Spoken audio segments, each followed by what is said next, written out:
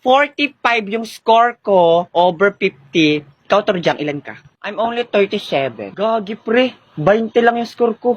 Yung akin nga, 5 lang. Monica, ilan ka? Ako? 43. Goodness gracious, Karing. You're mas mataas ang score kay Renzo. 44 lang si Renzo. Pre, totoo? Oo. Nalimutan ko sagutan yung sa likod. Ano ba, Torjang? Mas matalino kaya talaga ako kay Renzo. Talagang tinatamad lang ako mag-aral kaya laging second honor. Pero paano pa kaya pag nagseryoso ako? Eh di ako na ang first. Sarap talaga muraan itong bida-bida na ito. Ilang ka, Trisha? 43 lang ako. Bes, 48 ako. 48? Oh my goodness! 48 si Trisha. Ha, yes. Mas mataas pa sa putok ni Karing. Manahimik ka dyan, Borloloy. Patingin nga. Oh my God, 48 nga siya, Karing.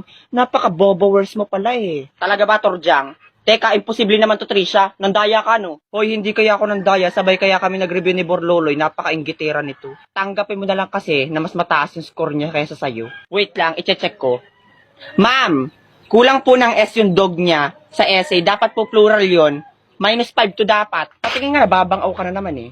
Anong dapat plural? Eh, is naman yung ginamit na verb. Huwag kang tanga dyan ha. Hoy, bulwak, ako ang naggawa ng essay na yan. Mas marunong ka pa sa akin. Hoy, akin na yung test paper mo. I-check ko din. Siguradong tama ang sagot ko dyan. Si Torjang kaya nag-check niyan. Talaga ba? Ma'am, tingnan niyo po yung modus ng magkaibigang bayo ko. Diba sabi niyo po, mali kapag may erasure? 5 po yung may erasure ni Karing. Tapos, dun po sa essay, mali-mali po ang grammar, pero nilagyan po ng 15 points ni Torjang. Tingnan nga, iho. My family is the human and the human is the Ano to? Hindi ko mabasa. 3 points lang to. Hala talaga, ma'am. So, 45 minus 17 is equals to 28. Grabe naman yun, pero deserve mo yun. Akin na yan. Karing, it's okay lang. Don't cry na.